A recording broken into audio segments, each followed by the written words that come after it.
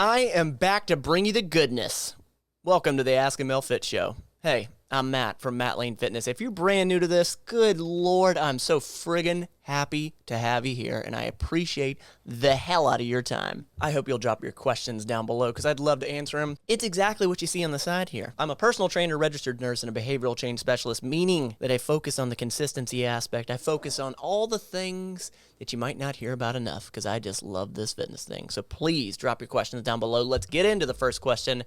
How can I protect my carpet when doing home workouts? So home workouts, those became near and dear to my heart back in 2020. I built my own home gym around that time frame, and we really learned what home workouts could do for you. And I haven't worked out at a commercial gym since, so this is near and dear to my heart. I actually have it in my garage, so I don't have to worry about the carpet thing, but this is something that I had to figure out for the garage floor. This person says, I'm a lodger in a house with a lot of carpet. With the weather getting worse, I know that my motivation to go outside and run will plummet and my routine will falter. Hence why I want to do home workout. I've found a short one that is low impact, but still does some exercises like mountain climbers. I feel like the exercises like that will slowly start to damage the carpet. I agree with you.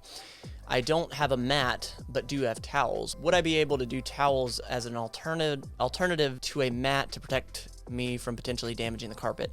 So towels are gonna tie you over till you get something else, but honestly, you're gonna need a mat that's a little more sturdy than that, because towels, they have so much give. So yes and no. It depends on like how much working out you're doing in this area, how often, and then also like, are you wanting to take the mat up and remove it and then put it down just when you're working out? If you want the absolute most protection that you can get the same things I got, which is horse stall mats. And honestly, one of them would probably be enough. You could even do two.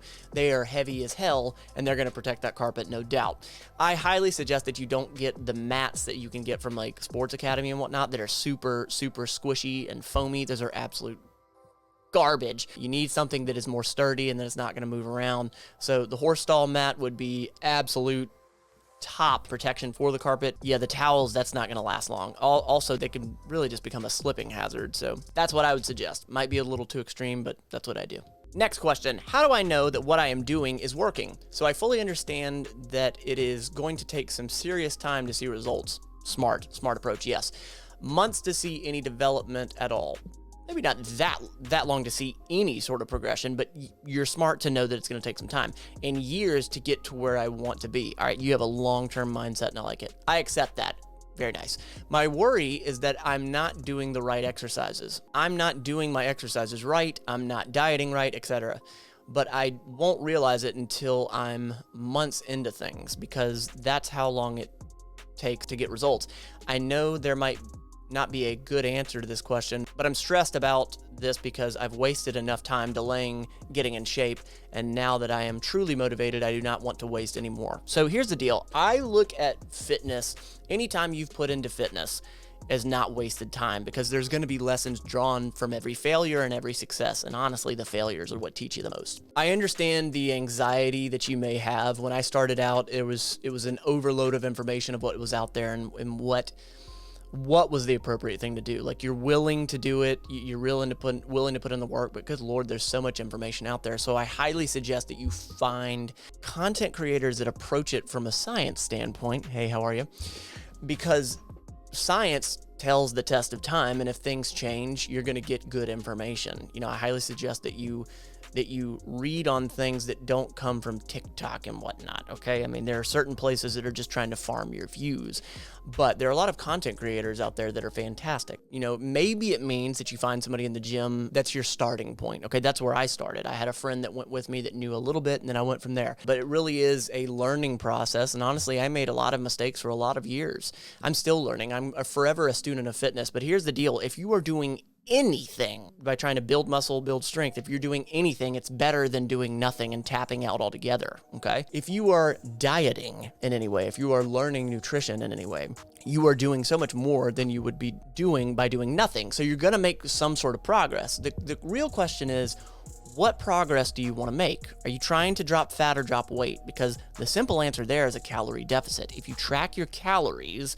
with the app Lose It, then it is entirely possible to drop that fat. Okay, so if you're trying to drop fat, there you go. Put yourself in a calorie deficit, track it with MyFitnessPal or lose it. There's your answer for that. Now, trying to build muscle, trying to build strength.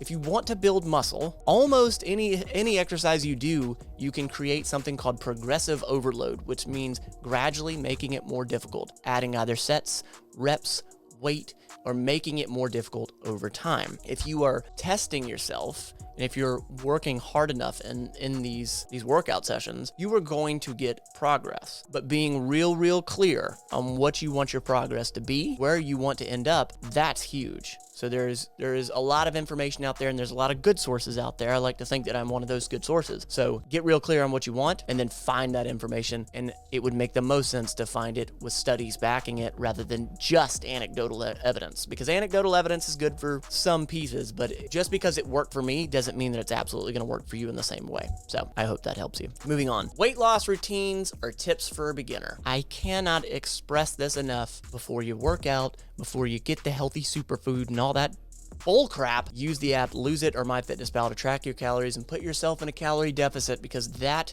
is how you lose weight. That is how you drop fat. That is as simple as I can make it for you. Tips for a beginner: focus on things that you want to do. When it comes to the activity, I would tell you to focus on things that you enjoy doing.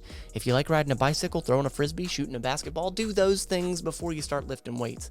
I enjoy lifting weights. That's why I stick to it and have done it for 14 years. Find something you enjoy that makes you physically move and keep doing it. You're going to watch the pounds shed right off. If you don't enjoy it, you're not going to be able to be consistent with it. Okay? Keep it super simple. Enjoy it. Stay consistent. Losing motivation. My Lord, I hear this very often. I've been working out now consistently for about 7 years. Oh, hey, good for you. Okay, that's not what I expected. Just graduated college and started a full-time job. Understood. I used to love working out, but it's starting to become so routine and boring. I've been there in my 14 years. I now work out at home with a variety of dumbbells and a bench. So I'm limited on the different types of exercises I can do. I beg to differ. You have a boatload of things you could do even with body weight, but you add dumbbells and a bench, that's a lot. But my God, the pain doesn't feel as good as it used to. Okay, I get what you're saying. Like that great feeling of busting out a powerful set just isn't there anymore, okay? It's like I'm tired before I've even begun. Yeah, life's hit you in the face. Life's told you, no, you can't be happy. You can't have what you want. It's not the case, though. That's Ronnie Coleman, lightweight baby mentality is just gone. I get that. And here's the deal. If you've been working out for 7 years, you've obviously passed some milestones. You just graduated college. Sometimes this happens to people. Like when I started out in fitness, I was very much hardcore into bodybuilding. That's where I got my start. I loved Arnold. I loved reading all the old muscle and fitness magazines and seeing the golden era of bodybuilding, Arnold's Encyclopedia and Pumping Iron, that whole nine. Like I fell in love with that. It's led me all the way now to being more focused on the science, the behavior change, the longevity, the improvement in quality of life. This changes for some people. Some people might not.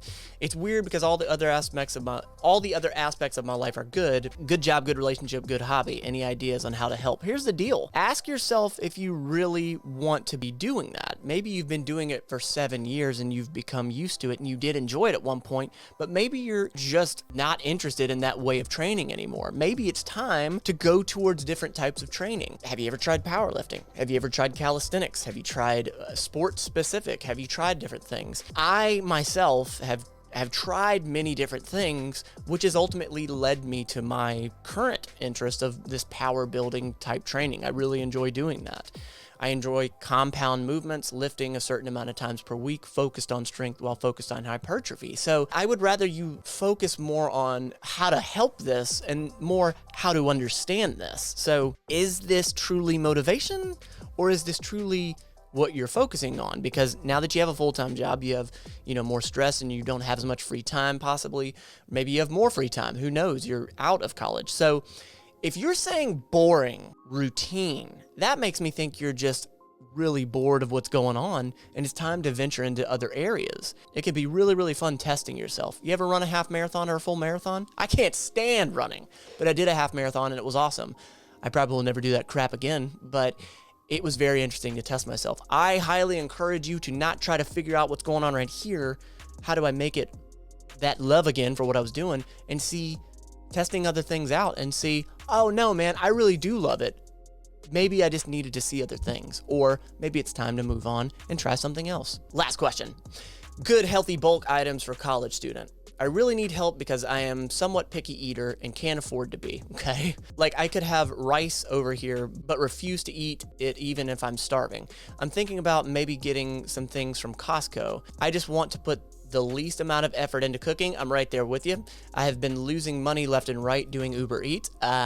Just so I don't have to get out of bed and make food. Hopefully that gives you an idea of how bad my situation is. Anyway, so if anyone have any recommendations, that would be great. I also struggle with lack of energy, so I'm guessing protein would be helpful for me. So you're a picky eater. Sounds like you might be down and out, depressed possibly, and you're thinking you need some protein and you're short on time. So here's the deal. Meal prepping is absolutely crucial for this. This is the ultimate hack when it comes to nutrition. It really is.